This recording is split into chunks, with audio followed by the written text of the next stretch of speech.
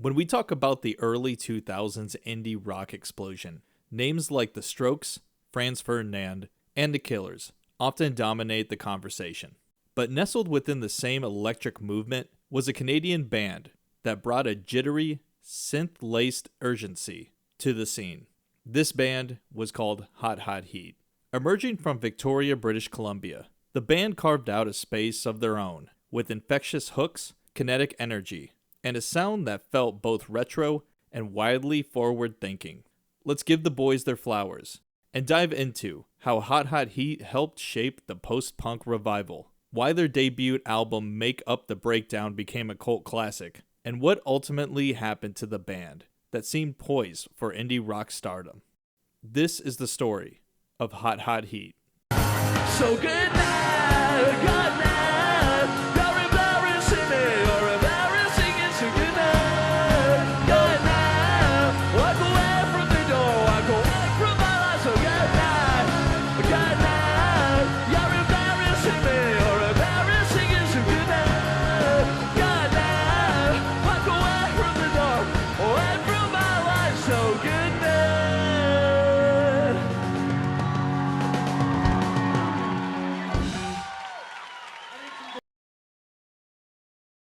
The story of Hot Hot Heat begins in 1995 with the young Steve Bays and Dustin Hawthorne. Steve worked as a personal assistant, while Dustin was a drugstore clerk. Steve would also study classical jazz as a kid. He has stated that he didn't really appreciate it until he started playing in bands.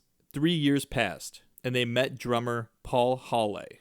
In 1991, Hot Hot Heat would officially form in Victoria, British Columbia. Steve was originally going to play drums, but Paul took them away and made Steve play a Juno 6 keyboard. This keyboard was owned by Paul's dad, who was in a band called Going Nowhere. Steve was the only one who knew how to play the keys, so it would only be fitting. Matthew Marnick was friends with the band and was the original vocalist. The band would call their sound electropunk.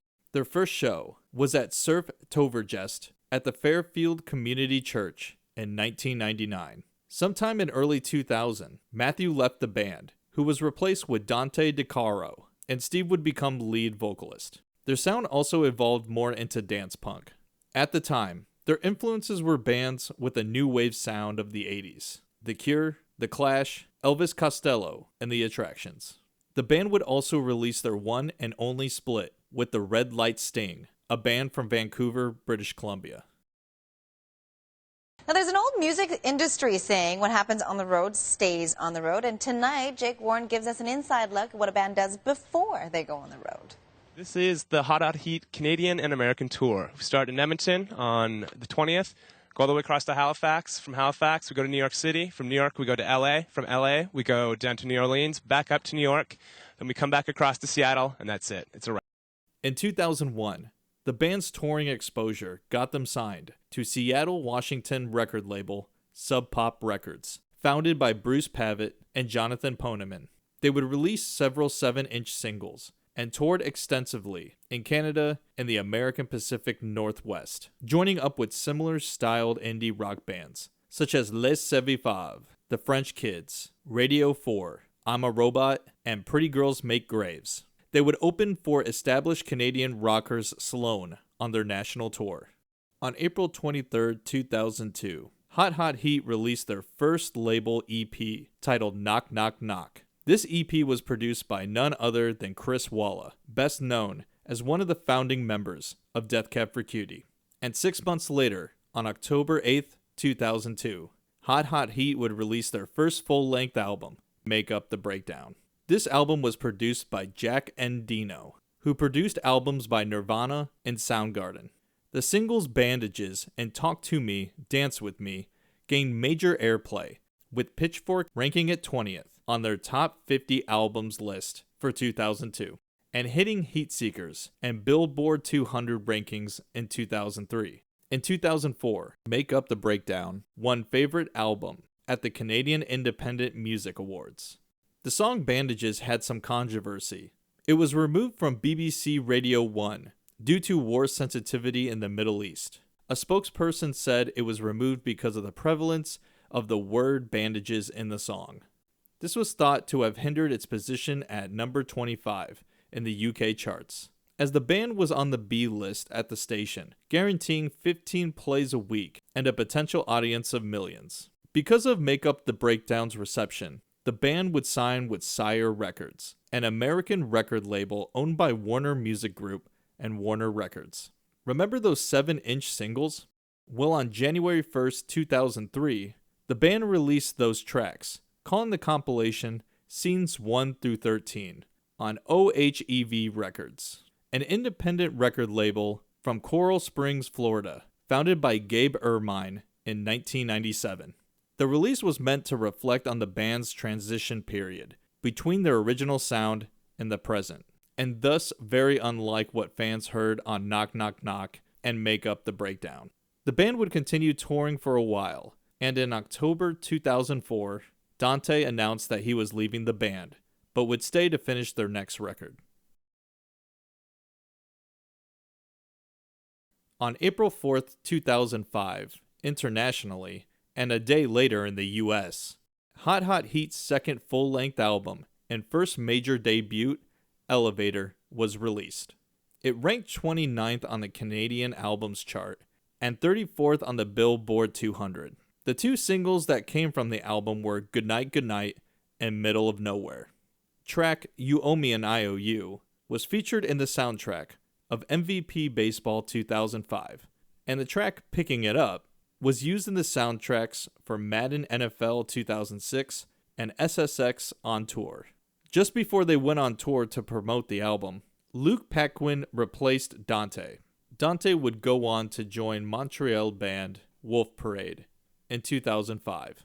Hot Hot Heat would then tour for 2 years with bands such as The Departure, We Are Scientists, and would even open for the Foo Fighters and Weezer on the Foozer tour. Fun fact, on May 17th of 2007, the boys would open up for the Killers at Red Rocks Amphitheater, but the set was cut short due to the Killers' lead singer, Brandon Flowers, having bronchitis. Just 2 days before that Killers show, Hot Hot Heat would release the track Give Up, their first single from their third album. On July 16th, they released their second single, Let Me In, and the music video for it on August 8th. While they would release the entire album on MySpace on September 6th, their third album, Happiness Limited, was officially released on September 11th, 2007, on Sire Records. This album was mostly written on the road and inspired by Victoria, British Columbia.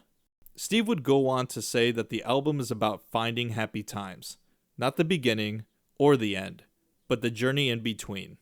They would soon go back on tour with Snow Patrol as an opening act and headlined in Germany, Canada, and the US in September. From 2008 to 2009, Hot Hot Heat focused on building their own studio. They recorded with Ryan Donley from Limblinger and The Age of Electric. They also did a brief tour with Block Party as an opener. On September 24th, the band would appear on the children's show Yo Gabba Gabba with the song Time to Go Outdoors. At the same time, founding bassist Dustin quietly left the band. Parker Bosley, member of Fake Shark, would join to replace Dustin. And sometime in 2010, Lewis Hearn, another member of Fake Shark, would replace Parker as bassist. On June 4th, the video for 21 at Midnight was released. On June 8th, 2010, Hot Hot Heat would release their fourth album, Future Breeds, on Danger Bird and Dine Alone Records. Steve wrote all the songs except for Goddess on the Prairie, which was also the last song to be recorded on the album. Steve went on to say that they wanted Future Breeds to be the kind of album that you can throw on at a party and not have to dissect it. In order to promote the album, the boys played at the Public Assembly in New York City and the Bootleg Theater in LA. They would also go on a national tour that began in Portland, Oregon on August 17th to Seattle, Washington on September 21st. This is where Hot Hot Heat slowed down activity following the Future Breed tour. 3 years later, in May 2013, Hot Hot Heat debuted a new song called Mayor of the City. According to the description on the YouTube video, Steve noted the Huffington Post used their name for a story on the Toronto mayor, Rob Ford. We found it particularly poignant because we happened to have a new unreleased song about corrupt politicians called Mayor of the City. It was also noted that a new album was coming soon. In 2015, they announced new material for the spring of 2016 via Instagram. On March 13th, 2016, Hot Hot Heat would release a limited edition 7-inch single for the song Nature of Things for Record Store Day. Just 2 months later, the band would announce their first disbandment and final album. On June 24th, 2016, Hot Hot Heat would release their final self-titled album via Call Liga Records with the lead single Kid Who Stays in the Picture. Steve and Parker would form a new project, Fur Trade, after Hot Hot Heat broke up. Fast forward to November 2023. The band announced that they were reuniting with Steve, Dante, Paul, and Parker as the lineup. On December 1st, the band released their comeback single, Shock Me. However, on January 26, 2024, the reunion was canceled. Steve would address this on January 8th of 2025, as he felt like he could not participate in the reunion due to wanting to be there for his newborn child and not have life too busy and crazy. Plus, if he were to give Hot Hot Heat another chance, he would want to give it his all and have fun with it. I can respect that. When I first heard of Hot Hot Heat, they meant a lot to me. Steve Bay's hair inspired me to grow mine out and helped me shape my scene kid wardrobe with button-ups, Argyle sweaters, and tight jeans. They gave me a greater appreciation for indie rock and led me to other bands I love, like We Are Scientists, Block Party, and The Bravery. While doing my research on them, lots of good memories of my high school years came back like a rush of blood to the head. Hot Hot Heat was a band that went from playing church basements in Victoria to lighting up stages around the world. Their sound evolved, their lineup changed, and their journey had its fair share of highs and breakdowns. But through it all, they stayed true to their creative spirit. Whether you're a longtime fan or just discovering them now, their music still hits with that same electric energy. Another day, another night, another year. Another smile, another lie, another tear. This better not be all I've got. I never thought I'd end up here. Thank you for watching. Well, oh, oh, oh, oh, oh, oh, oh, oh, oh.